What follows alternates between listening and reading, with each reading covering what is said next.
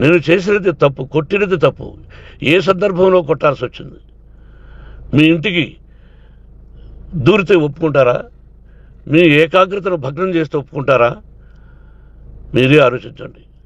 న్యాయాధిపతులు కానీ, ప్రజాప్రతినిధులు కానీ, అభిమానులు కానీ, వ్యాపారస్తులు కానీ, ఇదే మీడియా ప్రతినిధులు కూడా వాళ్ళ ఇళ్ళలోకి ఎవరైనా దూరి ఏయ్ మన గురించి ఇలా రాశావు అని ఆ ఇళ్ళల్లోకి ఒక 10 మంది వెళితే వాళ్ళు దండం పెట్టి పంపిస్తారా? ఏం చేస్తారు చెప్పండి? మీకు టీవీలు ఉన్నాయి, మాకు టీవీలు లేవు. నేను కూడా రేపు టీవీ పెట్టచ్చు. అది కాదు గొప్ప. నా హృదయపూర్వకంగా చెప్తున్నా, అతని మనసును బాధ పెట్టినా అతను గాయమైన దానికి చాలా చింతిస్తున్నాను. చింతించే లాభం ఏమిటండి అంటే మరి ఏం చేయాలి?